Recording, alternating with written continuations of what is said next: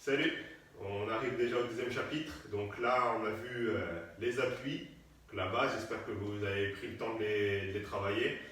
Maintenant, après les appuis, on va continuer toujours ce travail d'appui. Ça va être le fil rouge de ce programme. Donc c'est les bases du Muay Thai.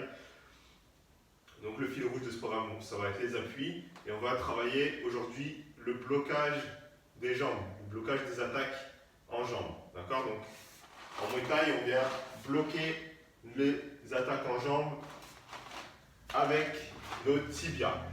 D'accord? Donc on parle bien de blocage. Il y a plusieurs façons de se défendre sur les attaques en jambes, mais là on vient se concentrer sur les blocages.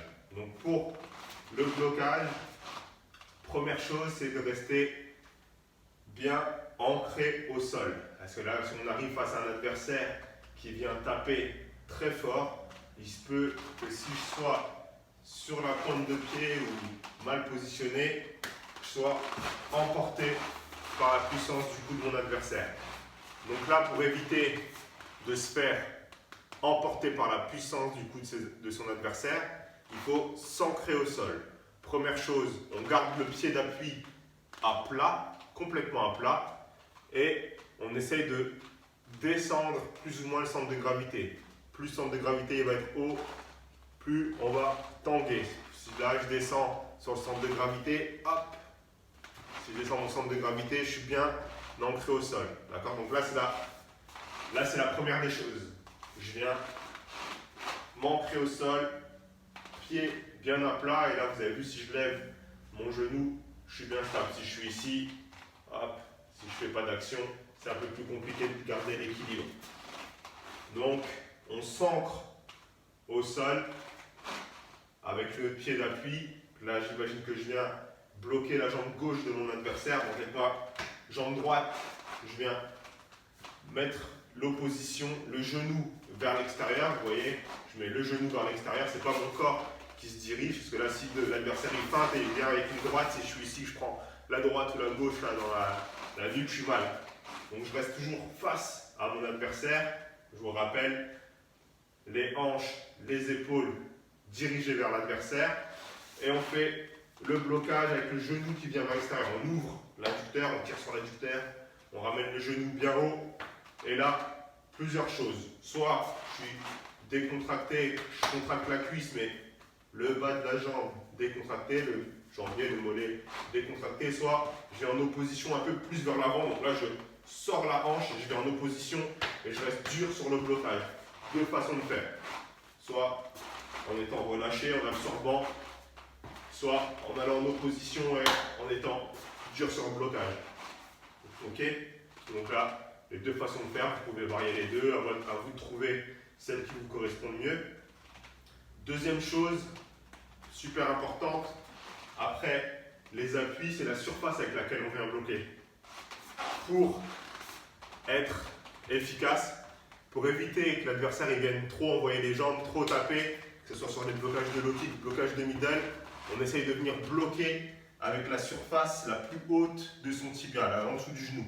C'est la surface déjà du tibia la plus solide, et ça va nous permettre aussi de pouvoir avoir une meilleure longévité dans le combat de nos tibias. Je m'explique, c'est faire des blocages trop répétitifs, forcément, il y a un moment, on va peut-être avoir une petite pointe de douleur, et après, derrière, on va revenir frapper encore avec les tibias. Donc pour les préserver dans le combat, on essaye d'alterner la zone de blocage avec la zone de frappe, là où les zones de frappe. D'accord? Donc pour la zone de blocage, je bloque avec la partie haute. Donc à moi d'essayer d'évaluer la hauteur du cou, la distance, et de venir bien bloquer avec la partie haute, en essayant de garder la pointe de pied vers le bas et les genoux repliés pour éviter de se prendre le cou dans la rotule. D'accord? Je ramène la pointe de pied vers le bas. Ok? Donc je bloque là, boum, et j'essaye de varier les hauteurs. Si c'est un low kick, plus bas, si c'est un middle, plus haut, mais vous avez vu mon pied d'appui toujours à plat au sol et la jambe légèrement fléchie. Donc là, je viens bloquer avec la bonne partie du corps. Ok? Donc, comment vous allez pouvoir le travailler ça en shadowboxing ou avec un partenaire? Avec le partenaire simple, il envoie des middle et je bloque et j'essaye de rester sur les appuis en shadowboxing, je bloque et dès que j'ai fini mon blocage, je dois renvoyer un enchaînement de bras ou de jambes. Donc là, si on revient sur la partie d'avant, les appuis, si je fais mon blocage et que j'ai mal reposé mes pieds, derrière, je vais devoir me replacer avant de frapper. Là, le but, c'est je fais mon blocage et tout de suite, je vais être capable de pouvoir envoyer n'importe quel coup. Donc, varier. Une fois, je viens bloquer, je vais renvoyer un genou. Une fois, je viens bloquer, je vais renvoyer les poings. Une fois, je viens bloquer, je vais renvoyer les jambes. Soit la jambe avec laquelle j'ai bloqué, soit la jambe opposée. À vous de varier. Et le but, c'est d'être tout de suite bien sur ses appuis. J'ai bloqué, hop, et je dois faire une action derrière. Je bloque, je fais une action derrière. Donc voilà, pour la deuxième partie, les blocages de jambes. Donc je rappelle bien, c'est les blocages. Après, on verra les saisies, les esquives, ok, les parades. Il y a pas mal de façons de se protéger sur les jambes, mais là, c'était la partie blocage. À vous de jouer.